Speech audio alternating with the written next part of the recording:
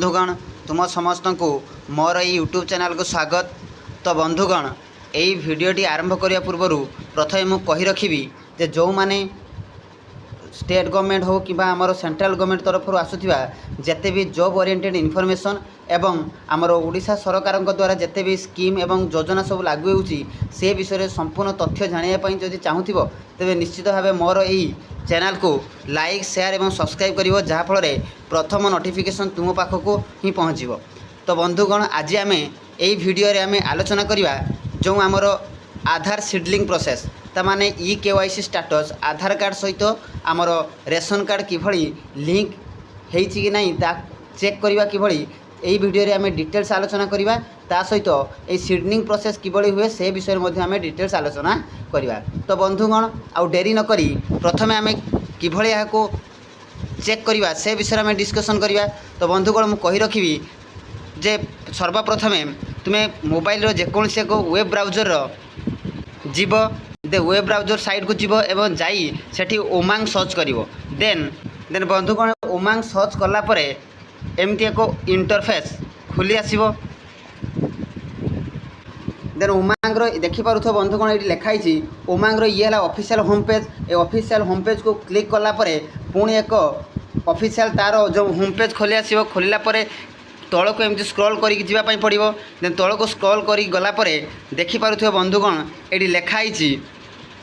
Popular service सब लिखाई एवं ये समस्त को जना पड़ुथो तल को स्क्रॉल करी आसला परे बंधुगण जानीपार ये लिखाई एक्सप्लोर 30 स्टेट अर्थात 30 स्टेट लिखाई 30 स्टेट लिखाई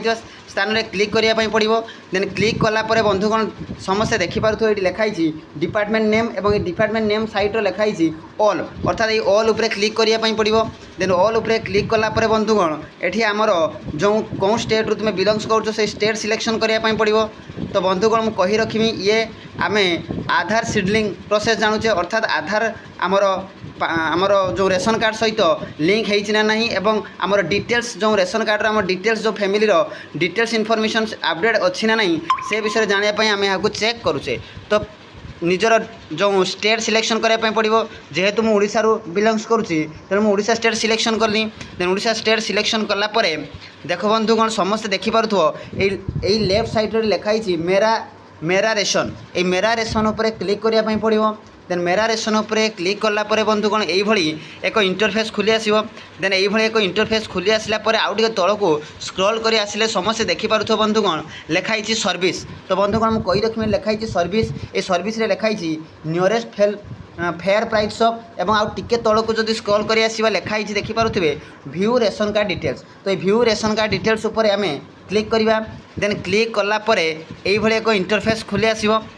ठीक अच्छे बंधुगण देन ये सर्विस जो सर्विस लिखाई ये सर्विस उपरे क्लिक कलापर देखिपुर समस्ते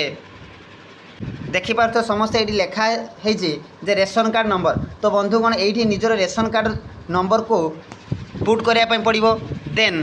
तो बंधुगण समस्ते देखिपुर मु रेशन कार्ड नंबर टी पुट कलापर चेक डिटेल्स उपरे क्लिक करिवो देन चेक डिटेल्स उपरे क्लिक कलापर बंधुगण ये देखिपुर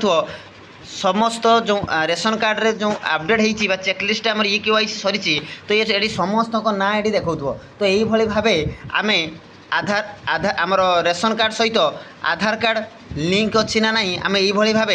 उमांग वेबसाइट होम पेज को जाई आम चेक करिपरिबा। तो बंधुगण जदि निश्चित भाव भिडियोटी भल लगुच तेज निश्चित भाव लाइक कर शेयर कर और सब्सक्राइब कर जहाँफल मुझे प्रत्येक दिन जो गवर्नमेंट तरफ जिते भी स्कीम आर पूरा अपडेट तुम नहीं आसबि। तो आज ये बंधुगण धन्यवाद।